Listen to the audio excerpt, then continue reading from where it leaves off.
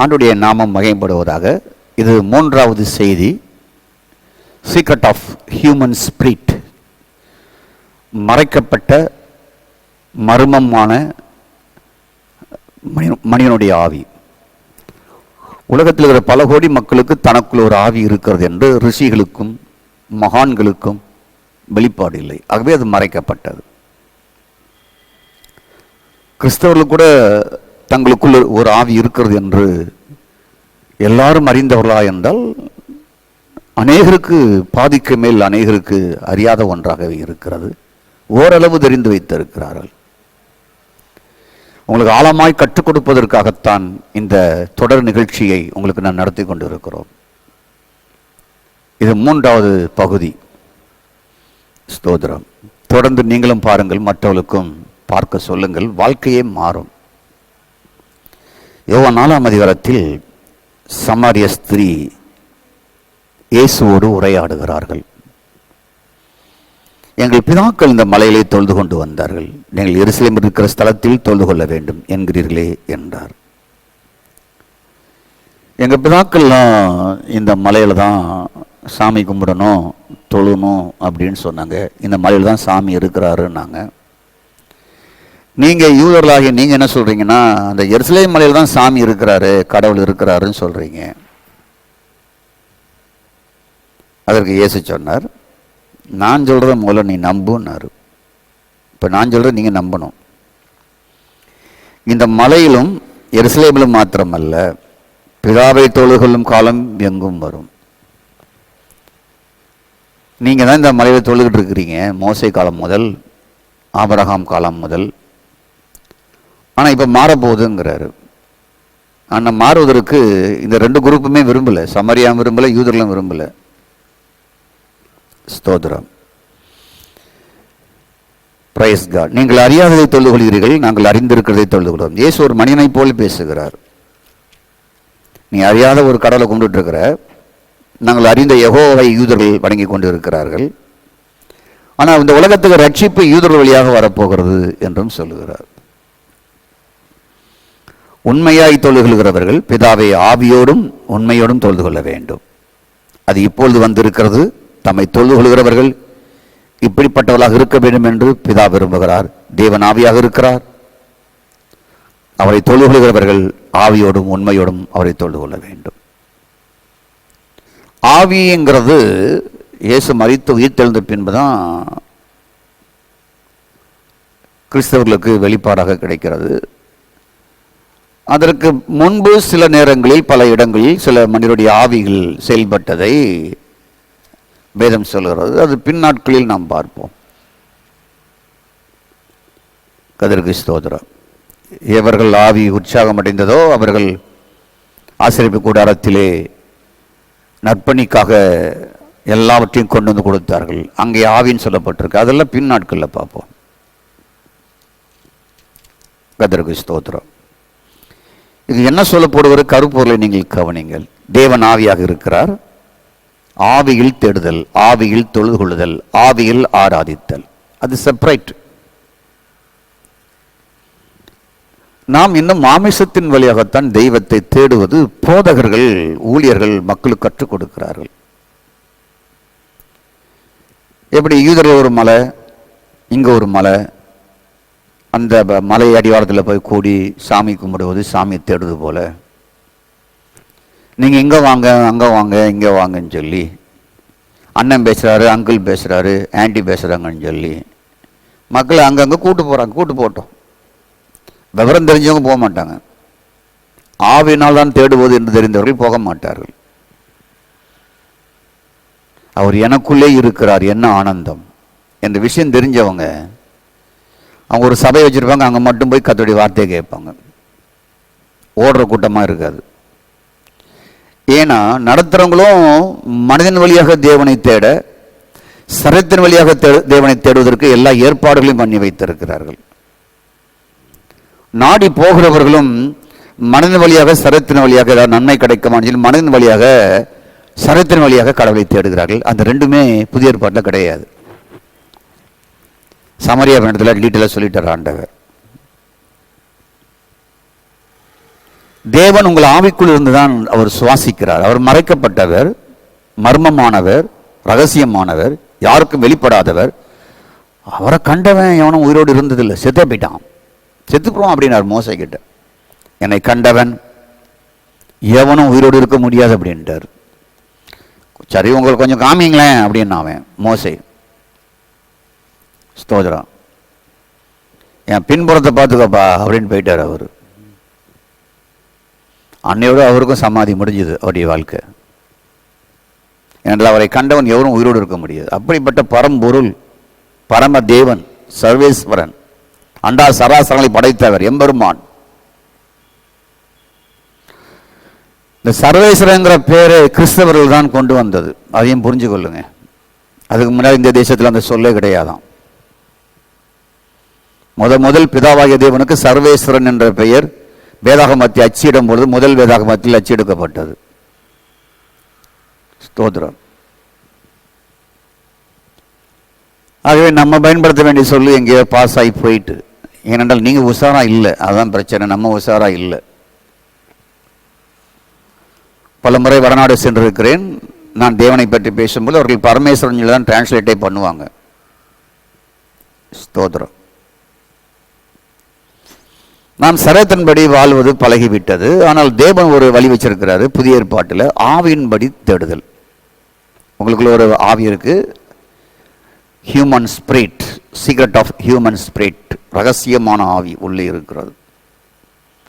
முதல் தொடரிலே பேசியிருக்கிறேன். You are a 3 part of man. நீங்கள் 3 பகுதி ஒரு மனுஷனுக்குள் இருக்கிறது. ஒன்று ஆவியின் மனிதன், ஆத்மாவின் மனிதன், சரீரத்தின் மனிதன் என்று உங்களுக்கு பேசியிருக்கிறேன். இந்த 3ம் சேர்ந்து மனிதன். அதன் முதல் பகுதியில் நீங்கள் தேர்ந்தெடுத்து பார்த்து கொள்ளலாம்.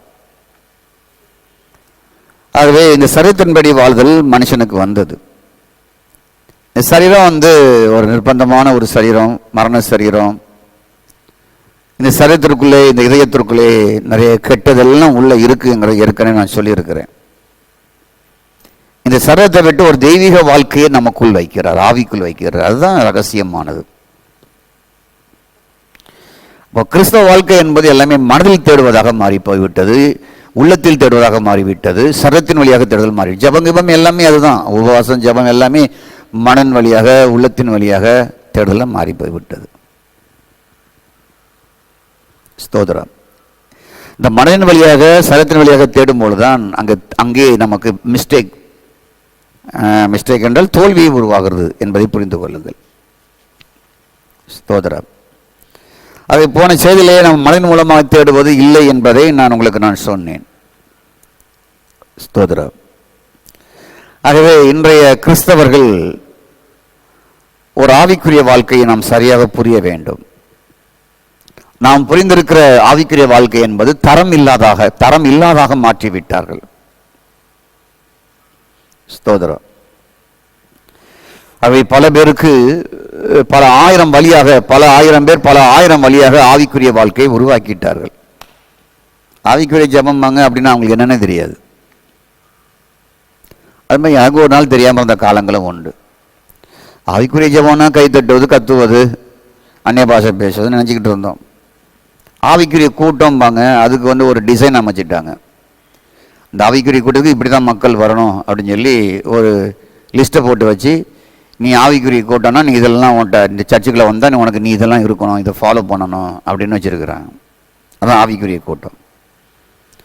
ஆவிக்குரிய உபவாச ஜபனம் என்ன அப்படின்னா, ரொம்ப கத்தி கூப்பாடு போட்டு 200 பேர் 300 பேர் 1000 பேர் 10,000 பேர் ஒரே கூப்பாடு போட்டு ஒரு அலறல் போட்டு தான் ஆவிக்குரிய உபவாசம். ஆவிக்குரிய ஊழியம்னு வச்சுருக்கிறாங்க. அதுவும் இந்த கத்துறவங்களாம் சேர்ந்து ஒரு ஊழியம், சாயந்தரம் 5 மணிக்கு ஒரு ஊழியம் வச்சுருக்கிறாங்க. ஸ்தோத்திரம். இதெல்லாம் எதன் வழியாக நடத்தப்படுகிறது என்றால், உள்ளமும் மனமும் மாமிசமும் மூலமாய் நடத்தப்படுகிறது. இதுதான் நீங்கள் பார்க்கலாம் சபைக்குள்ள. இது எல்லாமே மனமும் உள்ளமும் சரீரத்தின் வழியாக செய்யப்படுகிறது, ஆவியின் வழியாக செய்யப்படுவது இல்லை. இந்த ஆவின் வழியாக செய்யப்படுகிற ரகசியத்தை தான் உங்களை கற்றுக் கொடுக்க என்னையே உங்களுக்கு பயன்படுத்துகிறார். இப்போ நீங்கள் இதுவரையும் கேட்காத செய்திகளை நீங்கள் கேட்க போகிறீர்கள். ஸ்தோத்திரம். சரீர வாழ்வு ஆத்மாகிய வாழ்வு இனி இல்லை. அது ஏற்கனவே சொல்லிட்டேன். பயாலஜி லைஃப் இன்னும் ஆத்மா இல்லை. ஆவின் வழியாக நடத்தப்படுவது ஸ்பிரிட் ஆஃப் லைஃப், ஆவினுடைய வாழ்வு. ஸ்தோத்திரம். அப்ப சரீர வாழ்வு ஆத்மா வழியாக வாழ்வது, மனதின் வழியாக தேடுவது நோ. சிலுவைக்கு பின்பு இல்லை. சமரியா அம்மா கிட்டே சொல்லிட்டார் இயேசு, நீ ஆவினால் தொழுது கொள்ளு, ஆவினால் தேடு என்று சொல்லிவிட்டார். Price God. ஆவினா பரிசுத்த ஆவி நினைச்சிடாதீங்க, உங்களுக்குள்ள இருக்கிற ஆவி. கன்ஃபியூஸ் ஆகிடக்கூடாது. ரெண்டு ஆவிக்கும் பரிசுத்த ஆவிக்கும் உங்க ஆவிக்கும் கன்ஃபியூஸ் ஆகக்கூடாது. உங்க ஆவில தேடுவது பரிசுத்த ஆவினால அல்ல, உங்க ஆவில தேடுவது. உங்க மனசுல தேடுவது இல்லை, உங்க உணர்வுல தேடுவதில்லை. அதெல்லாமே கரப்ஷன், ஊழல். சர்ப்பத்தின் வழியாக உள்ளே நுழைந்தது மனசு, மாமிசம் எல்லாம்.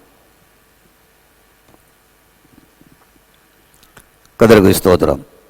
அப்போ இந்த சரீரத்தில் தேடுவது, ஆத்மாவில் தேடுவது, மனதில் தேடுவது இல்லை என்று நீ முதல்ல மறுதலிக்கணும். ஆண்டவரே, நான் இந்த சரத்தின் வழியாக, மாமிசத்தின் வழியாக நான் தேட மாட்டேன், நான் அதை நிறுத்துகிறேன்.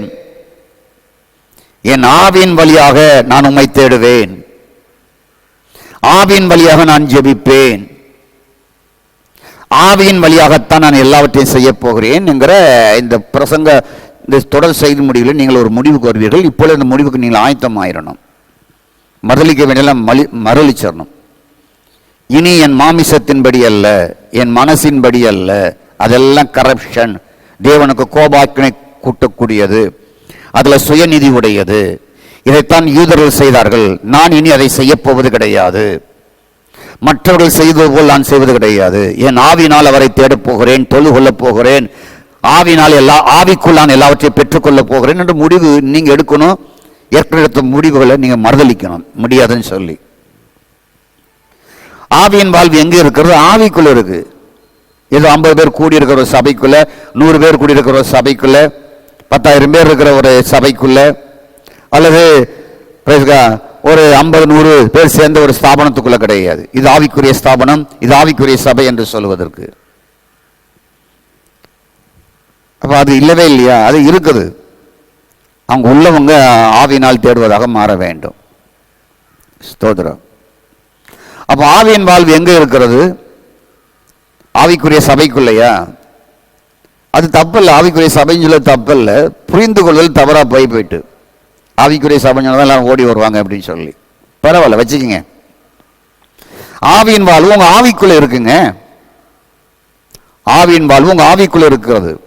சிலுவைக்கு முன்னால் மனதும் இருதயமும் விரும்பியபடி வாழ்வது, தொழுது கொள்வது, ஆராதிப்பது, சாமியை தேடுவது, கடவுளை தேடுவது, யெகோவாவை தேடுவது எல்லாம் இருந்தது. சிலுவைக்கு பின்னால் ஆவியின் வழியாக தேடுவது வந்துவிட்டது. அந்த ஆவி மனித ஆவி, பரிசுத்த ஆவியுடைய மனித ஆவி. கர்த்தருக்கு ஸ்தோத்திரம். அப்போ ஆவியை தவிர, ஆவியானவரை தவிர வேறு எதுவும் இல்லை, கொள்கையும் இல்லை, பழக்கமும் இல்லை, எதுவும் இல்லை. ஆவியினால் நடத்தப்படுதல். 2, உங்க ஆவியால் நடத்தப்படுதல், உங்க ஆவியில் தேவனுடைய ஆவியானவர் நடத்தப்படுதல். கன்ஃபியூஸ் ஆயிடக்கூடாது. உங்க ஆவியில தான் நடத்தப்படணும். உங்க ஆவிக்குள்ள தான் அவர் தங்குகிறார். நீங்க முடிவு செய்ய வேண்டியது, நீங்க தீர்மானம் எடுக்க வேண்டியது மனதின் அல்ல, மாமிசத்தில் அல்ல, உங்க ஆவிக்குள்ள. மனசுலையும் மனதை வழியாக, எண்ணத்தின் வழியாக எல்லாத்தையும் பார்த்து முடிஞ்சிட்டு கடவுள் பேசினாரு, என் ஆவில சொன்னாருங்கிற கதெல்லாம் விடக்கூடாது.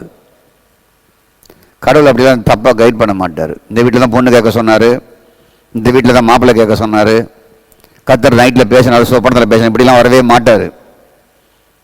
அங்கே உண்மையோடு தான் நடக்கும். உண்மைக்கு புறம்பானது நடக்காது உள்ள. கர்த்தருக்கு ஸ்தோத்திரம். ஆகவே மனமும் மாமிசத்தின்படி பின்பற்றி வந்த அத்தனையுமே நம்ம மறுதலிக்கணும். இனி அதை பின்பற்ற மாட்டேன். என் மனதின்படி, என் மாமிசத்தின்படி இதை பார்த்தேன், அதை பார்த்தேன், அதை பண்ணேன், இதை பிளான் பண்ணேன், இவங்களுக்கு இதை பண்ண, இவங்களுக்கு அதை பண்ண, இனி என் தெய்வமே, என் மனமும் மாமிசத்தின்படி நான் ஒரு நாளும் வாழ மாட்டேன் என்று இன்னைக்கு மறுதலித்து உங்களை ஒப்பு கொடுக்கணும். இனி வாழ மாட்டேன் என்று தீர்மானம் எடுக்கணும். உங்க ஆவிக்குள்ள ஒரு தெய்வீக வாழ்க்கையை, ஒரு ஜீவ மார்க்கத்தை உள்ள வைக்கிறார். அதான் மெய்யான வாழ்வு, மெய் வாழ்வு, நியூ லைஃப். ஸ்தோத்திர. உங்க ஆவிக்குள்ள தெய்வீக வாழ்க்கை மனசுக்குள்ள கிடையாது, சரீரத்துக்குள்ள கிடையாது. ஸ்தோத்திரம். உங்க ஆவிக்குள்ள வைக்கிறார். ஸ்தோத்திரம். நீங்கள் ஆவிக்குள் வாழ்வது தெரியாவிட்டால் நீங்கள் வாழ முடியாது. ஆவிக்குள் ஆவியானவர் இருக்கிறார். என் ஆவியை நான் பின்பற்ற வேண்டும், எனக்குள் இருக்கிற ஆவியானவரை பின்பற்ற வேண்டும். நீங்கள் தெரியாவிட்டால், புரியாவிட்டால், உணராவிட்டால், கற்றுக்கொள்ளாவிட்டால், கற்றுக்கொள்ள விருப்பமாக இல்லாவிட்டாலும் வாழ முடியாது. தொடர்ந்து அறிந்து கொள்ள இந்த செய்தியை கேளுங்கள். நாம் ஏனென்றால் நாம் தவறாகவே நடத்தப்பட்டோம். மணி அடிச்சா சர்ச்சைக்கு போறது அப்படின்னு சொல்லி, கிழமை வந்தா அந்த சர்ச்சைக்கு போகணுங்கிறதுக்கு தவறாக பழகிவிட்டோம். ஸ்தோத்திரம். ஆவியினால் என்பது ஒரு கோஷம் போட்டா, சத்தம் போட்டு அந்நிய பாஷைகளை பேசினால் நம்ம அப்படிதான் நம்ம நடத்தப்பட்டோம். நான் அப்படிதான் நடத்திருக்கிறேன். நான் இன்னைக்கு வரையும் அதை செஞ்சுட்டு தான் இருக்கிறேன். ஸ்தோத்திரம். அது அவசியமா? அவசியம்தான். அவசியம் இல்லையா? அவசியம் இல்லை தான். ஏன் அவசியம் இல்லை? ஆவினால் தேடுவது அதான் மிக முக்கியமான அவசியம். ஸ்தோத்திரம். அவர் ஆவினால் தேடுவதுதான் ஒரு மேலான வாழ்க்கை.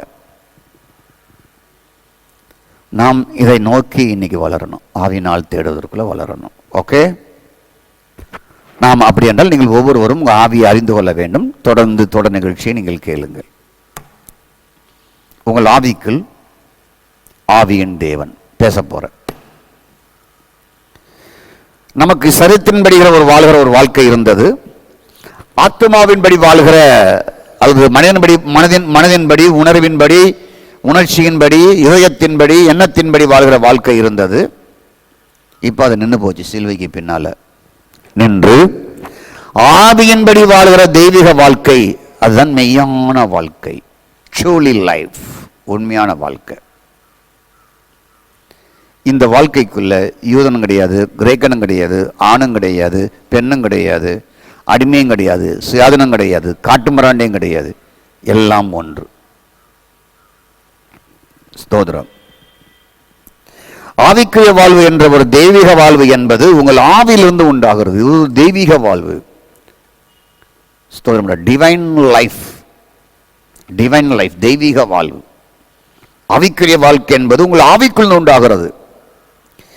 நாம் என்ன கற்றுக்கொண்டோம், நாம் என்ன படித்தோம், என்ன கற்றோம், என்ன பிராக்டிக்ஸ்ல பண்ணிட்டு இருந்தோம் என்றால், ஆவிக்குரிய வாழ்வு வெளிப்புறத்திலிருந்து நாம் செய்து கொண்டு வந்தோம். வெளிப்புறத்திலிருந்து செய்து கொண்டு வந்தோம். கையை தட்டுவதும், ஆர்ப்பரிப்பதும், நடனம் ஆடுவதும், குதிப்பதும், அங்குமிங்கும் ஓடுவதும். ஸ்தோத்திரம். Praise God. அப்படி செஞ்சிட்டோம், பழகிட்டோம். அது நம்மளை அட்டை போல பிடிச்சிட்டு, இப்போ நான் கூட ஒரு 10 பேர் வந்துட்டாங்கன்னா அதை மாதிரி செய்ய உடனே ஆரம்பிச்சிருவேன். கர்த்தருக்கு ஸ்தோத்திரம். நாம் அதை விட்டாலும் அட்டையை போல அதை விடாமல் நம்மளை பிடிச்சிக்கிட்டு. ஸ்தோத்திரம். ஆகவே நான் சொல்ற நல்லா கவனிங்கள். கதிரபதற்கு ஸ்தோத்திரம் உண்டாவதாக. உங்க வீட்டுக்குள்ள ஒரு விளக்கு இருக்கிறது. இருக்கா? நமக்கு இப்போ எல்லாமே மின்சார விளக்காக மாறிட்டு, நான் பிறந்திலிருந்து 1974 வரைக்கும் மண்ணெண்ணெய் விளக்கில் தான் வீட்டில் பழகினேன். மெட்ராஸில் கோடம்பாக்கத்தில் அதில் தான் வாழ்ந்தேன். ஸ்தோத்திரம். அந்த மண்ணெண்ணெய் விளக்கு துடைக்கிறது, 6 மணிக்கு அதை ஆயத்தப்படுத்துவது, பற்ற வைப்பதெல்லாம் இருந்தது. இப்போ நமக்கு மின்சார விளக்க பழகிவிட்டோம். மாலையானால் அதற்குரிய விளக்க சுவிட்சை போய் போடுறோம். சுவிட்சுக்கு தமிழில் பித்தான், பட்டன், பித்தான். விளக்கு எரிய வேண்டும் என்றால் விளக்கை தொடச்சி மண்ணெண்ணெயை ஊற்றி ஒரு தீக்குச்சியை கொளுத்தி அது உள்ளே வச்சாதான் அது எரியும். இல்லாட்ட விளக்காக தான் இருக்க போகுது. வீடு முழுவதும் இருளாக இருக்கும். இல்லாட்டா மின்சார விளக்காக இருந்தால் இரவு வந்த உடனே அதை போய் சுவிட்சி போட்டால் தான் வீட்டுக்குள்ளே வெளிச்சம் ஒரு இடம் வராது. ஸ்தோத்திரம். வெளிச்சம் உண்டாகும். அப்போ ஆவிக்குரிய வாழ்வு, தெய்வீக வாழ்வு ஆவிக்குள்ள ஆரம்பிக்கிறது. நீங்கள் அங்கு போகாவிட்டால் நீங்கள் ஆவியை தொடாவிட்டால் ஆவி இயங்கவே இயங்காது. சுவிட்சை போடாட்டால் லைட் எரியாது. நீங்கள் உங்கள் ஆவியை தொடாவிட்டால், ஆவியை இயக்காவிட்டால் ஆவிக்குரிய காரியத்தை படிக்கவே முடியாது. அந்த ஆவியை இயக்குவதையும் ஆவியை தொடுவதான் நான் இன்னைக்கு சொல்லிக் கொடுக்க போறேன். ஸ்தோத்திரம். இயேசு எங்கே இருக்கிறார்? உலக மக்களிடத்திலே கடவுள் எங்கே இருக்கிறார்? அவர் எங்கேயும் இருக்கிறார், தூணிலும் இருக்கிறார், துரும்பிலும் இருக்கிறார் என்று சொல்லுவார்கள். அப்படி பழகி இருக்கிறோம். அவர் எங்கும் இருக்க முடியும். ஒரே நேரத்திலே பரலோகத்திலும் இருக்க முடியும். அவர் எங்க நிறைந்திருக்க முடியும்? உங்களுக்குள்ளும் இருக்க முடியும், எனக்குள் இருக்க முடியும். இந்த செய்தியை பிரசங்கித்துக் கொண்டிருக்கிற எனக்குள்ளும் இருக்க முடியும், கேட்டுக்கொண்டிருக்கிற உங்களுக்குள்ளும் இருக்க முடியும். உலகத்தில் அத்தனை மக்களுக்குள்ளும் அவர் இருக்க முடியும். அவர் எங்கும் நிறைந்திருக்கிறவர், எல்லோரோடும் எல்லோர் மேலும் எல்லோரோடும் எல்லோருக்குள்ளும் இருக்கிறார். எபேசியர் 4:6. எல்லோருக்குள்ளும். அப்ப விசேஷமாக இயேசு எங்கே இருக்கிறார் என்ற ஒரு புரியல் மிக அவசியமானது. பரலோகத்தில் இருக்கிறார் என்பது உண்மைதான். ஆனால் விசேஷமா எங்க இருக்கிறார் என்பது நமக்கு தெரிய வேண்டும். அது உங்கள் ஆவிக்குள் இருக்கிறார் என்று தெரிய வேண்டும். அந்த அறிதலும் புரிதலும் இல்லாவிட்டால் மனமும் மாமிசமும் விரும்பினதை நாம் செய்து கொண்டே இருப்போம்.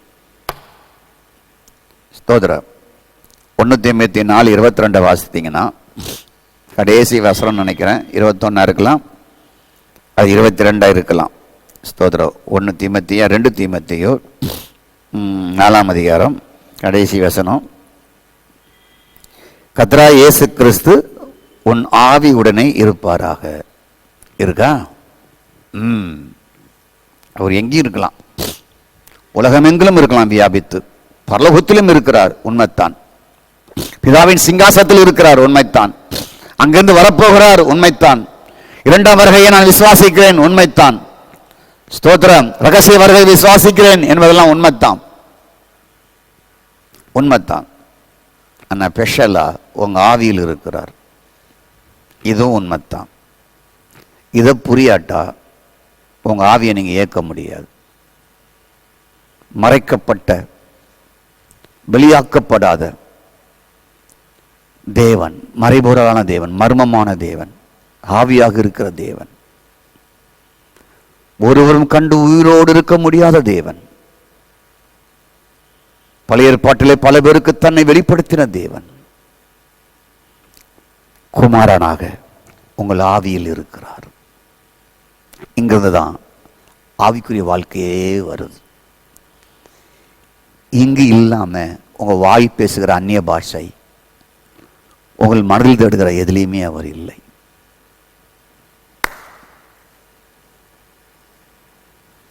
ஸ்தோத்திரம்.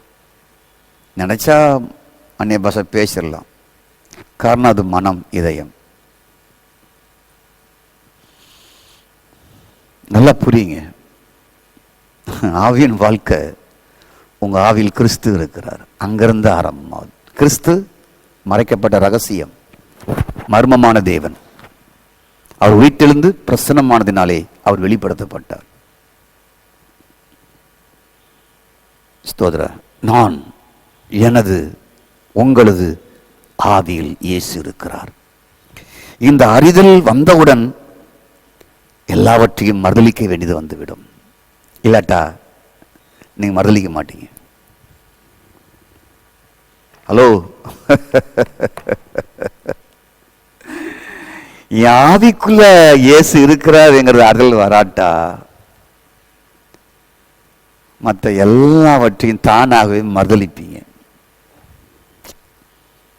டிஸ்டர்ப் பண்ணுற அத்தனையும் மறுதலிப்பீங்க. ஃப்ரெண்ட்ஷிப்பை மறுதலிப்பீங்க, மோசமானதை மறுதலிப்பீங்க, காதல், வையப்பாடுபடுதல் மறுதலிப்பீங்க, தேவையில்லாத விரும்புவதை மறுதலிப்பீங்க, பார்ப்பதை மறுதலிப்பீங்க, இன பாகுபாடுகளை மறுதலிப்பீங்க, எது முக்கியமாக இருக்குதோ அதெல்லாம் மறுதலிப்பீங்க, பொல்லாத ஆசைகளை மறுதலிப்பீங்க, தேவையில்லாதவைகளை ஈடுபடுவதை மறுதலிப்பீங்க, தேவையில்லாதவர்களை பேசுகிறதை மறுதலிப்பீங்க. நான், எனக்குள்ள இயேசு இருக்கிறார், என் ஆவிக்குள்ள இயேசு இருக்கிறார். மறைக்கப்பட்டவர், யாரும் பார்க்க முடியாதவர், மர்மமான இயேசு, ரகசியமான இயேசு. என் ஆவியும் மறைக்கப்பட்டது, மனித ஆவி மறைக்கப்பட்டது, யாரும் அறியாதது. அப்படிப்பட்ட ஆவியை உங்களுக்குள் வைத்திருக்கிறார். அது ஒரு ரகசியம். அந்த ரகசியத்துக்குள்ளே ரகசியமானவர் இருக்கிறார். ஸ்தோத்திரம். நான் சொல்வதை கவனமாய் கேளுங்கள். பிடிக்காத ஒன்று உங்களோடு கூட இருக்கும் பொழுது அது உங்க மனசுக்கு தெரியும். பிடிக்காதத என் கூட இருக்கு, நான் பிடிக்காத ஒன்றை நான் தினமும் கையாளுகிறேன், தினமும் பார்க்கிறேன், செய்கிறேன் என்பது உங்க மனசுக்கு தெரியும். அதை மறுலிக்கும் பொழுதுதான் இந்த ஆவிக்குரிய வாழ்க்கையே தொடங்க ஆரம்பிக்கிறது. ஏனென்றால் அங்குதான் அவர் இருக்கிறார். ஸ்தோத்திரம். இல்லட்டா செயல்பட மாட்டார். கதாவதற்கு ஸ்தோத்திரம். ஆவியானவர் உங்கள் ஆவிக்குள் இருந்து சுவாசிக்கிறார், வாழுகிறார். உங்க ஆவிக்குள் இருந்து உயிர்ப்பிக்கிறார், மறுவாழ்வு கொடுக்கிறார், புது படைப்பை கொடுக்கிறார், ஜெனிப்பிக்கிறார். உங்க ஆவிய தேவாலயமாக்கி உள்ள கொட்டாரம் போட்டார், குடியிருக்கிறார், தங்கி இருக்கிறார், மாசம் பண்ணுகிறார். உங்க ஆவியை கூடாரமாக்கிட்டார். கூடாரமாக்கி விட்டார். கூடாரமாக்கி அவர் உள்ள வசிக்கிறார் என்ற வாழ்வு வரும்பொழுதுதான் பிடிக்காத ஒவ்வொன்றும் அது உள்ள இருந்து வெளியே போகும். ஸ்தோத்திரம். விட முடியாதெல்லாம் மறுதளிப்பீங்க. பார்க்க முடியாது, இதை பார்க்காம நான் இருக்க மாட்டேங்கிறதெல்லாம் நீங்க விட்டுருவீங்க. அங்குதான் ஆவிக்குரிய வாழ்க்கையும் தெய்வீக வாழ்க்கையும் உண்டாகுது. புரிஞ்சுட்டா உங்களுக்கு? இந்த உபதேசம் கேட்டா அந்த உபதேசத்தை கேட்டான்னு கிடையாது. இந்த சபை போதனை அந்த சபை போதனைங்கிறது கிடையாது.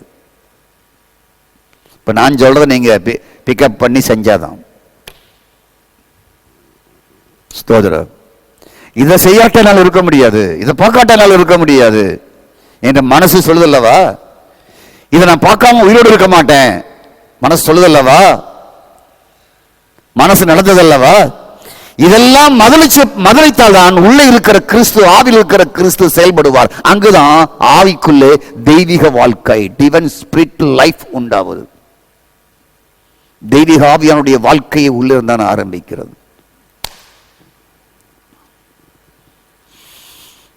ஸ்தோத்திரம். அப்போ இப்படிப்பட்ட வாழ்க்கையை நம்ம அனுபவிக்கணும். ஒரு மதம் சார்ந்த கொள்கையும் சபையும் சார்ந்த கொள்கையும் எதற்கும் உதவாது. இது இண்டிவிஜுவல் லைஃபை சேர்ந்தது, தனிப்பட்ட வாழ்க்கையை செய்தது. சபையில் கைத்தட்டலாம், ஆடலாம், பாடலாம், இது எல்லாமே நம்ம சபையில் இருக்கு. நான் நடத்துகிற சபையிலும் இருக்கிறது. வாரத்தில் பலவிதமான பிரசங்கங்கள் பண்ணலாம், கேட்கலாம், அதுவும் இருக்கிறது. இவையெல்லாம் நல்லதுதான், கேட்பது நல்லதுதான். உங்க ஆவியை அறிந்து கொள்ள முடியாத ஒரு பிரசங்கம் எதுக்கும் உதவாது. ஏனென்றால் அங்கதான் தெய்வீக வாழ்க்கை இருக்கு. நீங்கள் ஆடுவதோ, நீங்கள் பாடுவதோ, நீங்கள் கைத்தட்டுவதோ, நீங்கள் உபதேசத்தை கேட்பதோ நல்லதுதான். உங்கள் ஆவியை அறிந்து கொள்வதற்கு அது உதவி செய்கிறதா? உங்கள் ஆவிக்குள் இயேசு இருக்கிறார் என்பதை காட்டுகிறதா? தெய்வீக வாழ்க்கை, டிவைன் லைஃப் உங்களுக்குள் இருக்கிறதை காட்டுகிறதா? மனசும் மாமிசமும் தேடுகிறதை ஸ்டாப் பண்ணுதா, நிறுத்துதா? அதுதான் மிக முக்கியமானது.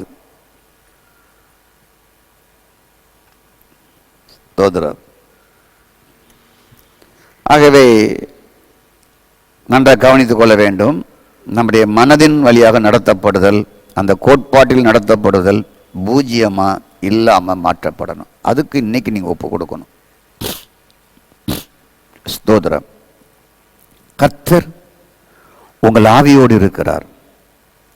இதைவிட தெளிவாகவும் திட்டமாகவும் திட்டவட்டமாகவும் எதுவும் இல்லை.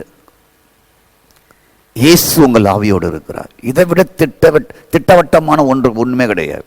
இயேசு உங்கள் ஆவியோடு இருக்கிறார். உங்கள் ஆவியில் இயங்குகிறார். என் ஆவியில் குடியிருக்கிறார். என் ஆவியை தேவாலயமாக்கி குடியிருக்கிறார். அங்கதான் இயக்குகிறார் என்ற வாழுதலும் அறிதலும் வரதான் இந்த டிவைன் லைஃப், இந்த தெய்வீக வாழ்க்கை உங்களுக்குள் இருந்து உண்டாகிறது. சரீரமும் மனமும் இருதயமும் எண்ணமும் உணர்வும் உணர்ச்சிகளும் இயங்குவதெல்லாம் இந்த கண்ட்ரோலுக்குள்ள வந்துடுது. அதெல்லாம் இருக்கு, இந்த கண்ட்ரோலுக்கு வந்துடுது. இங்கே வந்து இதுல ஆர்வம் வந்துடும், மனம் இதுல ஆர்வம் வந்துடும், உணர்வு இதுல ஆர்வம் வந்துடும், எண்ணம் இதுல வந்துடும், உங்க உள்ளம் இதுல வந்துடும். அப்படி வரும்போதுதான் மாமிச வாழ்வுக்கும் மனதின் வாழ்வுக்கும் முடிவு உண்டாகிறது. ஸ்தோத்திரம். அங்குதான் அனுதினமும் ஒருவன் கிறிஸ்துவுக்குள் இருந்தால் புது சிருஷ்டியாக இருக்கிறான் என்ற ப்ராடக்ட் உண்டாவது. அங்கதான் உற்பத்தி ஆகுது. கிறிஸ்துவுக்குள் இருந்தால் புது சிருஷ்டி என்னது 1985 எடுத்ததில்ல, 100 எடுத்தது, 1960 நான் ஞானசம் எடுத்ததில்ல. இதுக்குள்ள இருந்தா புது சிருஷ்டிப்பு தானா உள்ள இருந்து உண்டாகுது. டிவைன் லைஃப்ல இருந்தா உண்டாகுது. ஸ்தோத்திரம். அப்போ நம்ம என்ன பார்த்தோம்? 2 தீமோத்தேயு 4:22 கிறிஸ்து என் ஆவியோடு இருக்கிறார். ஸ்தோத்திரம். அப்ப என் ஆவிக்குள் இயேசு குடியிருக்கிறார். என் ஆவி கிறிஸ்துவுக்குள் வாழுகிறது. ஒருவன் கிறிஸ்துவுக்குள் இருந்தால் எங்க இருக்கு? 2 Corinthians 5:17 கிறிஸ்துவுக்கு உள்ளே இருந்தால் உங்க ஆவிக்குள் அவர் குடியிருக்கிறார். நீங்கள் அவருக்குள் குடியிருக்கிற ஒரு பிரம்மாண்டமான லைஃபை உங்களுக்கு உண்டாக்கி வச்சிருக்கிறார். உலகத்தில் நீங்க தான் பெரிய நபர், கிரேட் மேன். உலகத்தில் மிகப்பெரிய மகான் நீங்க தான். உலகத்தில் மிகப்பெரிய தேவ மனிதன் நீங்க தான். ஏன்னா உங்களுக்குள்ள அவர் இருக்கிறார். உங்களில் இருக்கிறவர் உலகத்தின் உள்ளவனை காட்டிலும் பெரியவர்.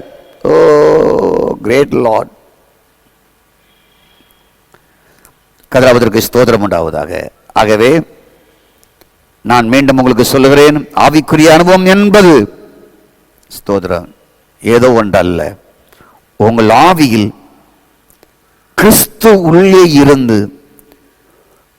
மனதின் வழியாக பின்பற்றி வந்த அத்தனையும் மறுதலித்து மெய்யான ஒரு புது சிருஷ்டிப்பின் வாழ்வு உங்கள் ஆவிக்குள்ளிருந்து உண்டாகத்தான் இந்த ஆவி உங்களுக்கு வைக்கப்பட்டு இருக்கிறது. அப்போ இந்த பயாலஜி லைஃப் மாமிசத்தின் வாழ்கிற வாழ்க்கை, சரீரத்தின்படி வாழ்கிற வாழ்க்கை, இந்த சோல் லைஃப் ஆத்மாவின்படி வாழ்கிற வாழ்க்கை நிற்கப்பட்டாகி விட்டது. இந்த ஆவியின் வாழ்க்கைக்கு இந்த ஆத்துமாவும் இந்த சரீரமும் கட்டுப்பட்டு கீழே வர வேண்டும். உங்களுக்கு புரிஞ்சுட்டுங்களா? ஸ்தோத்திரம்.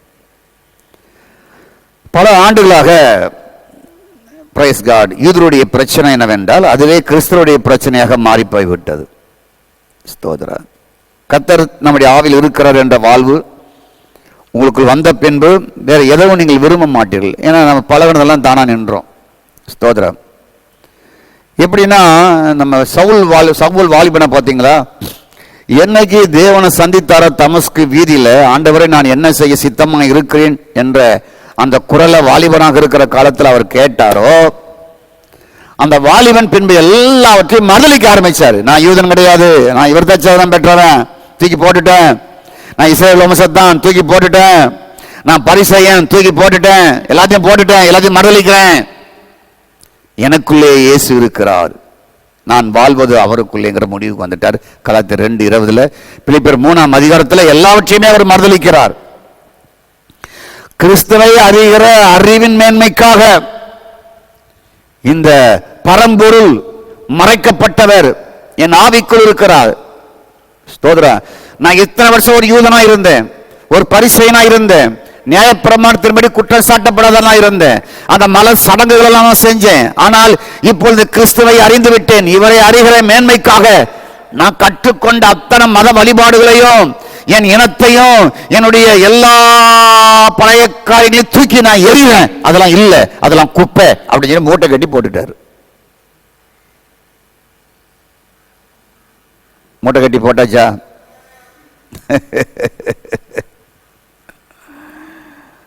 அப்ப அறிகிற மேன்மைக்காக பிலிப்பியர் 3:8 நான் எல்லாத்தையும் தான் தூக்கி எரிஞ்சிட்டேன். நான் குப்பைங்கிறார். குப்பைங்கிறது நான் பழமரத்தில் இருக்கிற மலம், மனித கழிவு, அதான் கிரேக்க சொல். ஸ்தோத்திரம். கண்களை மூடி ஜெபிப்போம். எங்கள் தெய்வமே, எங்கள் ஆவியை குறித்து நாங்கள் தொடர்ந்து அறியணும். எங்கள் ஆவியே ஒரு ரகசியமாக இருக்கிறது. தேவன் ஒரு ரகசியமானவர், மறைக்கப்பட்டவர். ஆண்டவரே, ஒளி மிகுந்தவர். உம்முடைய பிரசனத்திற்கு முன்பாக ஒருவர் நிற்க முடியாது. அளவில்லாத மகிமை உடையவர், ஆற்றல் உடையவர், யாரும் காண முடியாத பேரின்பமானவர், மறைக்கப்பட்டவர், மர்மமானவர், ஆவியாக இருக்கிறவர். ஆனால் அவராகிய நீர் உம்முடைய பிரசனத்தை எங்கள் மேல் வைத்தி எங்களுடைய முற்கால அனுபவங்களை பார்க்காதபடி, எங்கள் மாமிசத்தின்படி தேடுதலை பார்க்காதபடி, ஸ்தோத்திரம், நீர் எங்களுக்குள் நுழைந்தீர், எங்கள் ஆவிக்குள் சுவாசித்துக் கொண்டிருக்கிறீர். தொடர்ந்து எங்களுக்கு நல் வாழ்க்கையை கொடுங்க. இயேசுவின் நாமத்தில் பிதாவே, ஆமென். இது வானத்தின் வாசல், என் இயேசையா, ஆசீர்வாதத்தின் வாசல்.